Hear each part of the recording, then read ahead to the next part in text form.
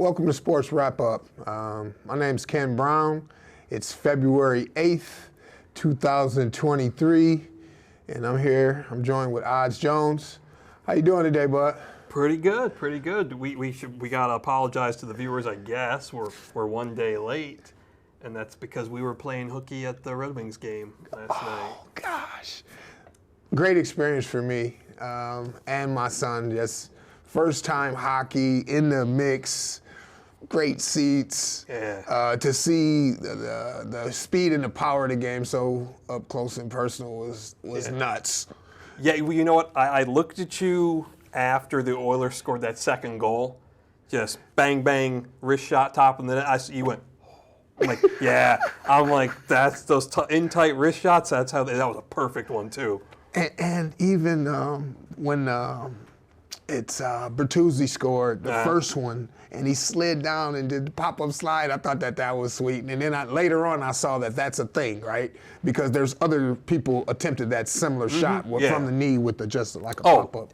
Textbook, yeah. And especially with as in tight as he was to the goal, he almost had to do it. And here we go. We got an example from this is the Bears game from last Wednesday, February 1st. That was Veterans Night at the Yak.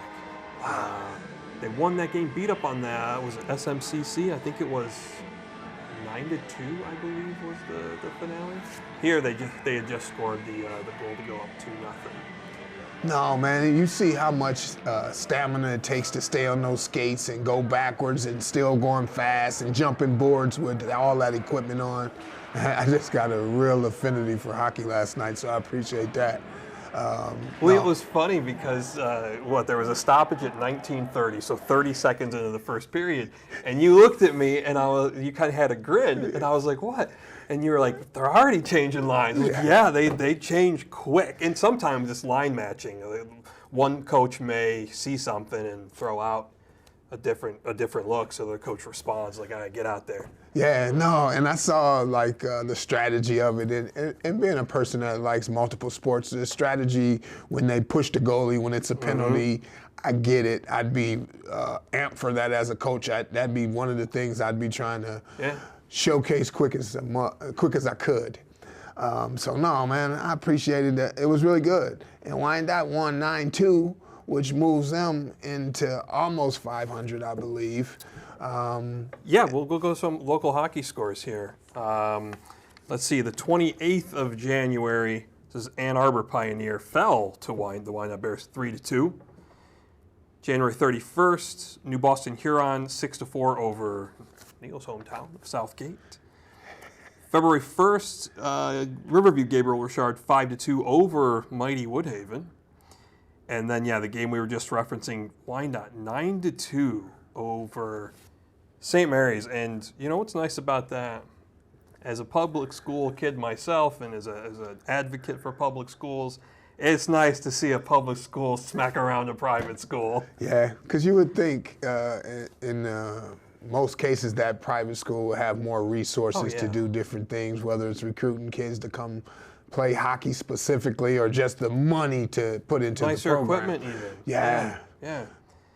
Go ahead. Go ahead. Go to the point. I was surprised even how much sticks break in the game. Oh, yeah, that's a pretty normal occurrence. All the time. And that's where resources would play dividends. If I don't know. And some of those sticks. So when I was playing inline hockey, I mean, and here's the thing about sticks, and parents shouldn't be fooled. There are differences, and most manufacturers have gotten away from wood sticks. A lot of it's composite now.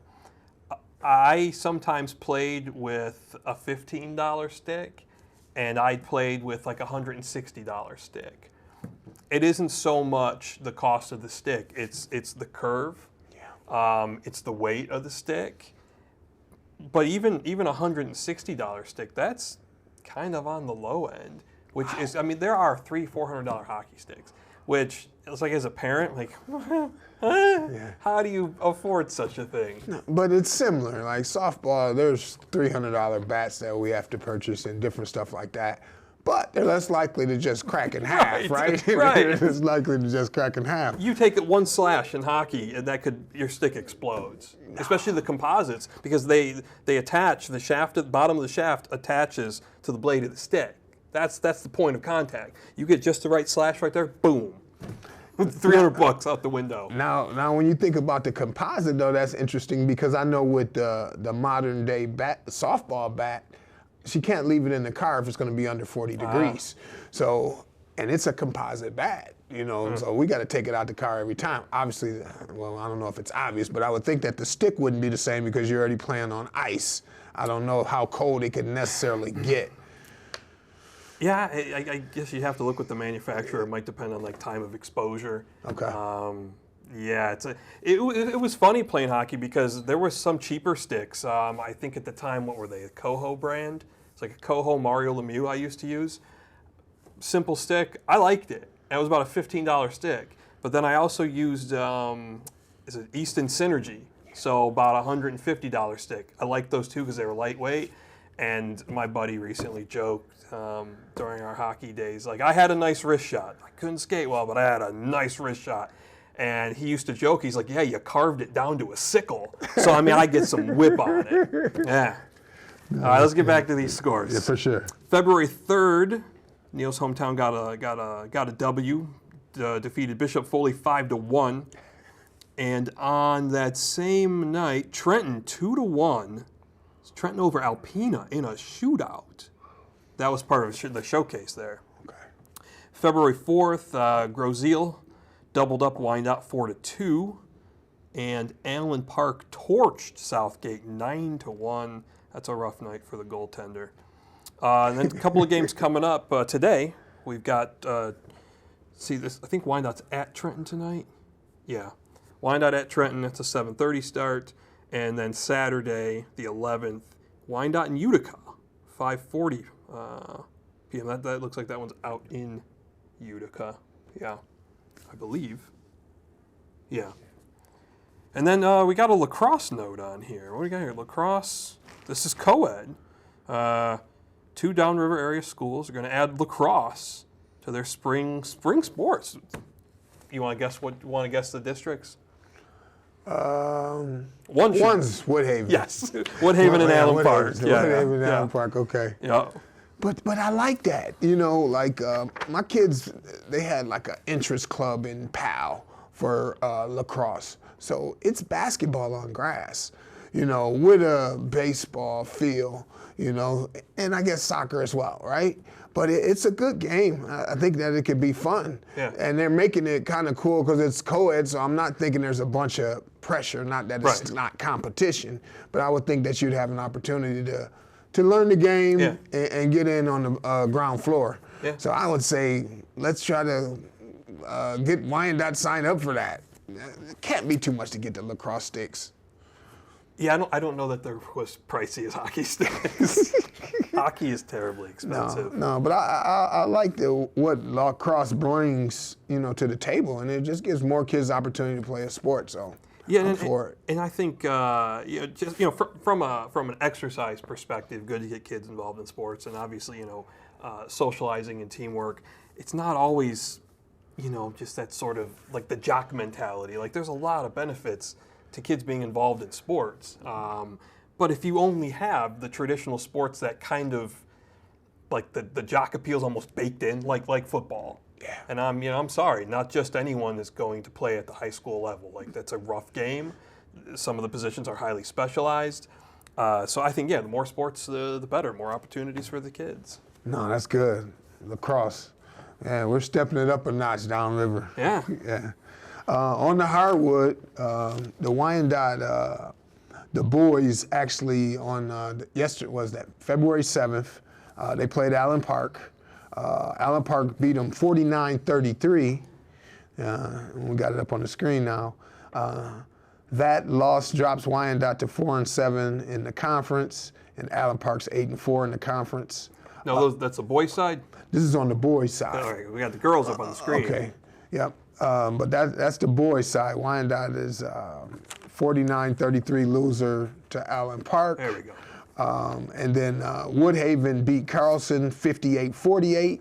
That moves Woodhaven and keeps them in first place at 10-0. Trenton lost to Edsel Ford 55-52. Trenton boys dropped to 2-6 in the conference. Edsel Ford's 4-7. Lincoln Park beat Taylor 62-51. That moves Lincoln Park into 9-2 in the conference. The showdown we talked about a little bit last week was Lincoln Park versus Woodhaven on February 3rd. Woodhaven won that game 51-39. So they're 10-0. Lincoln Park's 9-2. Melvindale's 3-8. And Wyandott's 4-7.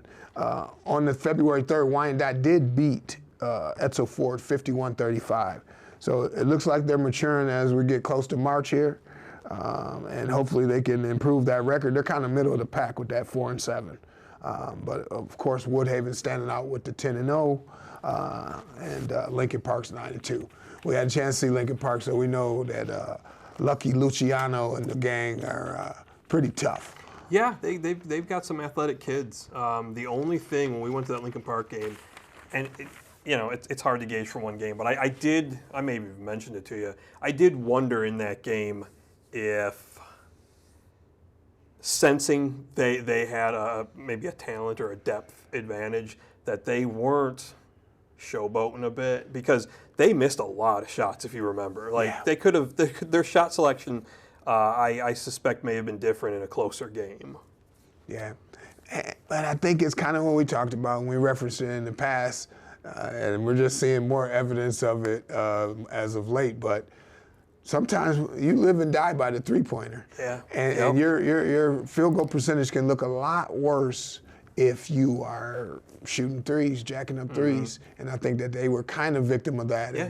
And during the game, they made an adjustment where they started going to the hole a little more, So we'll see. Somebody's got to beat Woodhaven. 10-0 is going to win you a downriver championship. Yeah, what was it? Woodhaven's what, purple and black's their colors?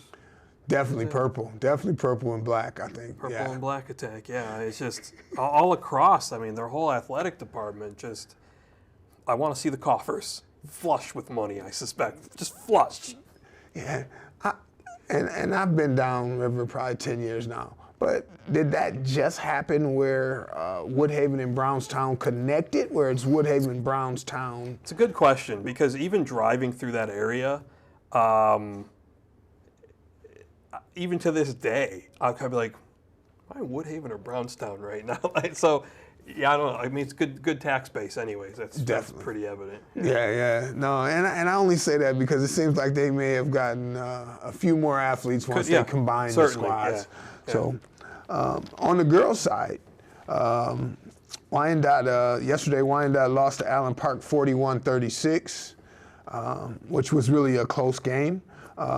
And Wyandotte was coming off of consecutive wins before they lost that game to Allen Park. They had beat Edsel Ford 47-17, and then they had, close your ears, Neil, they had beat Southgate 53-5 previous to that. 53-5. So Wyandotte was on a little roll going into that game against Allen Park. Now, okay, you've coached basketball. Yeah.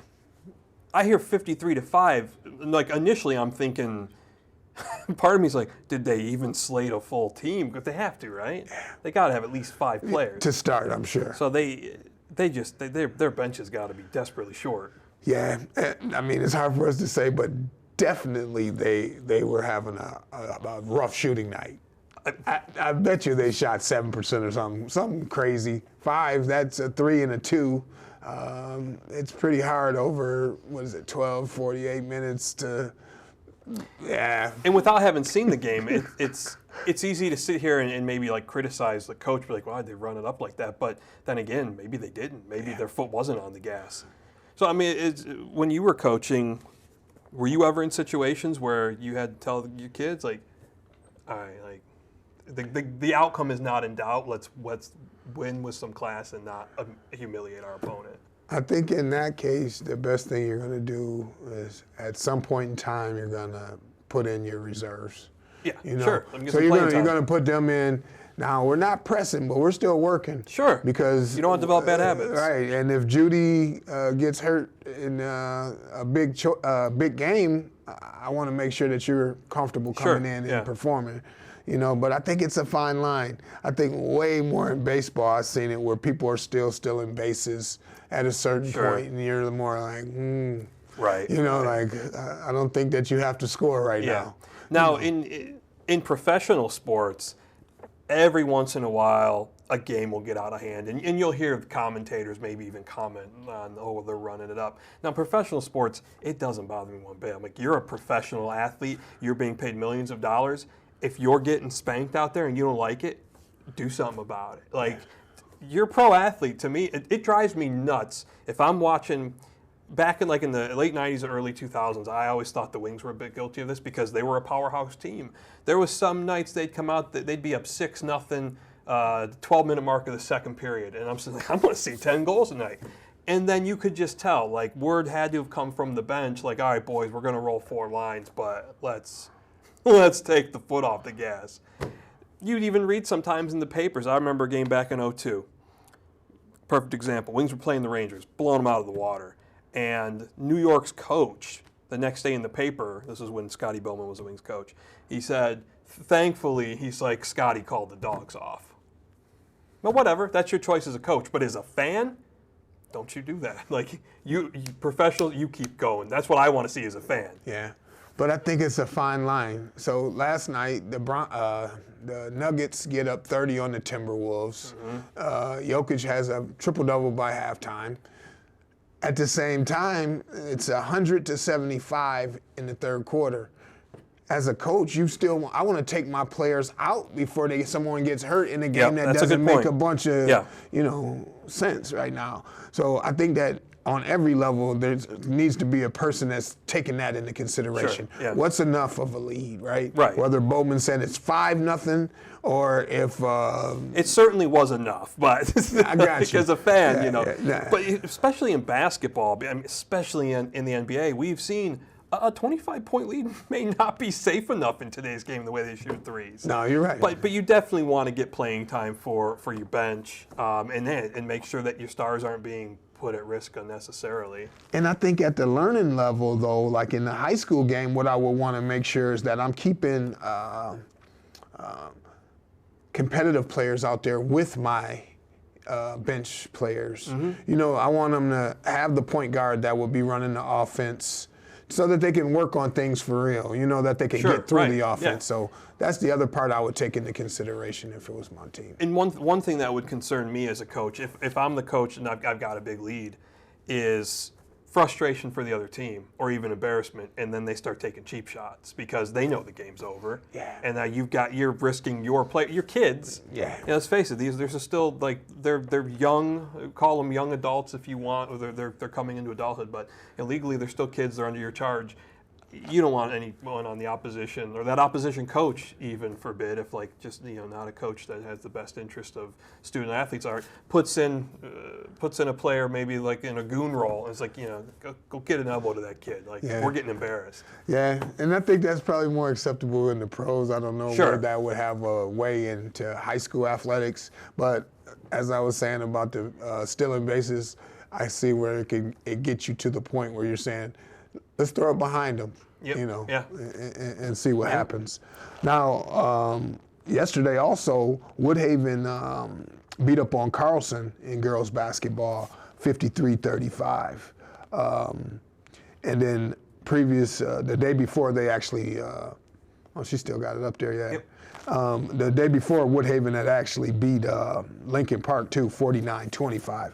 So Woodhaven is currently in third place for the girls with an 8-3 conference record. Trenton's leading the pack at 9-1. Allen Park's 9-3, and then we got Wyandotte at 6-5. So they're in fourth place with some, wiggle room there. And then looks like Taylor's 6-5 as well. So they want to battle up and get in the top half maybe, so that they don't have to play a 1 or 2 seed early in the districts. Although from the game we covered, that girls team, to me, they look like a team if I'm the top seed, I don't want to play them.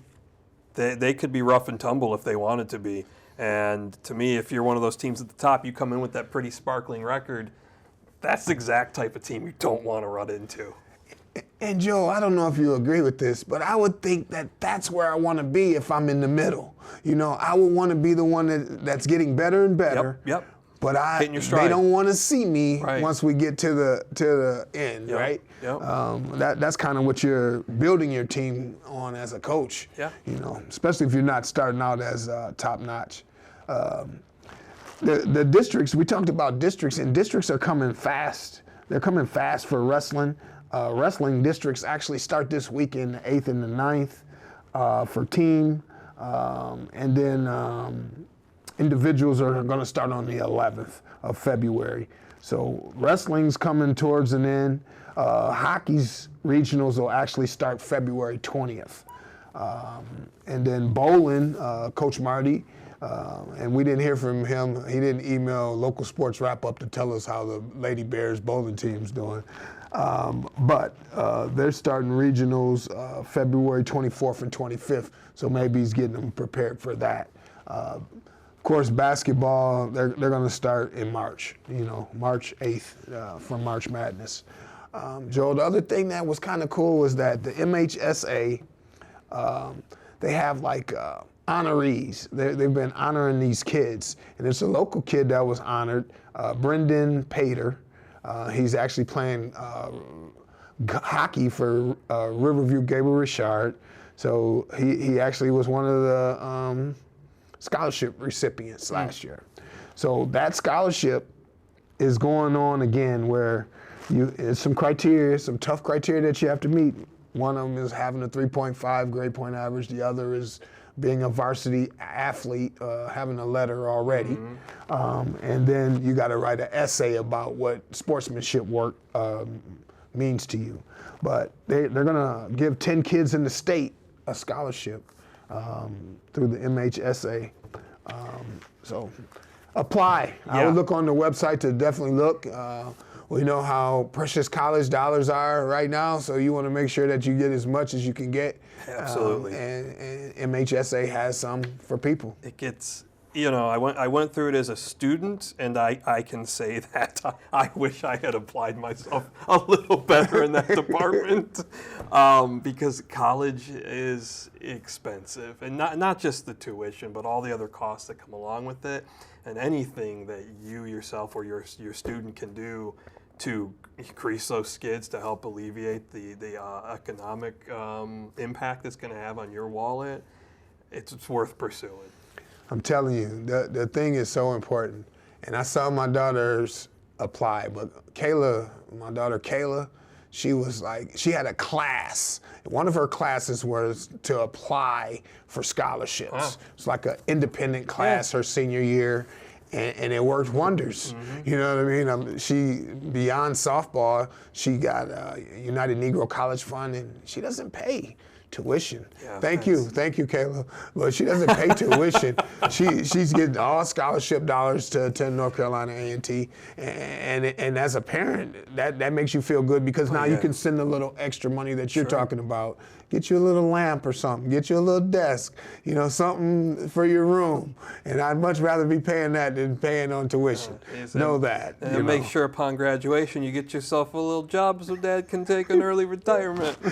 Please. That's in the works. That's in the works already. A little room off on the side. Yeah, there you go. Top of the garage. I'm pretty easy. But no, man, big week. Yeah. The big week of the year. Yep. What's coming? The game, right? Well, we can say it on public access. So, right. so the Super Bowl, It's the Super Bowl. They ain't watching us. They're not worried about us. Okay. They're worried about all those high-priced radio shows and television stations. So last time we talked, it was we knew that the Eagles and the Chiefs are going. Yeah. So now here we're sitting here in the middle of the week, Wednesday. We got Super Bowl going on Sunday. Mm-hmm. Who do you like? I mean, so I'm a Chiefs fan. When I was a kid, Chiefs, I've always been a hometown guy, but my second favorite team was always the Chiefs. Because it's really close to Braves, Wyandotte Braves, or what? No, what? you know, it was. I honestly, I think I like their colors, I like their logo, Yeah. and at the time, like in the early to mid '90s, they got Joe Montana. Sure. So they had a few players I liked. I just always liked the Kansas City Chiefs. And then, of course, I mean, they went through a period where they were bad for a long time. But with this resurgence in the last half decade with Mahomes and now Kelsey and the whole rest of the cast, I mean, they're a treat to watch. So my heart's with the Chiefs. I don't know that the wallet is though. I wouldn't bring myself to put down one against them. But I look at it this way: both offenses are prolific. Who's got the better defense, though? And I think that's the Eagles to me. I think so. I think I haven't looked at the odds, but What? yeah, I guess I'm saying like I'm all in on the Chiefs. I want to see the Chiefs win this thing, but I think the Eagles are going to be awfully tough. Now, I wish I was here to tell you that you're wrong, or we could have a back and forth about who we think's going to win. But me being a Cowboy fan, I'm definitely not going for the Eagles because they're in our division. And I like Patrick Mahomes. Yeah. You know, I think that you're right that they both can score. And the number's 1.5. It was, for a while, it was sitting at plus coin 1.5 for the Chiefs. But so the Eagles are favored by less than 2 points. Okay. But I like Mahomes, and I can't tell you why, because I know that the Eagles can run. They probably have a better running. Oh, yeah. They have a better defense, and then I think Mahomes' offense leans towards the Chiefs. As far as passing, running, you're going to lean with the Eagles. But the most important thing, I think, for most people are probably the commercials, right? At the same time, I hope that we have a good game, and, and I'd love to see the Chiefs bring it home. Now, local tie, Patrick Mahomes played in, if you've ever been out to Taylor, the Junior League World Series that happens every August, Patrick Mahomes played in that with the team from, it was Texas, back in 2010. Now, I've been going to that since I was a child. My dad took me, so I was there that year. Wow. And so when I started hearing his name, and they're like, oh, played in the Junior League World Series, I was like, wait a second. Yeah, he played in the Junior League World Series some 13 years ago, so kind of a neat semi-local connection anyways, not from Michigan himself, but was here for that tournament. No, that's awesome. Wow, that's a little thing I got too. I like going to the Junior League World Series. We're going Chiefs. We'd like to thank you. Thanks for sitting in. It's good talking to you as always. Always glad to get the sports out. So connect with us on Local Sports Wrap Up. And we'd like to say thanks a lot. Thanks for joining us. Take care.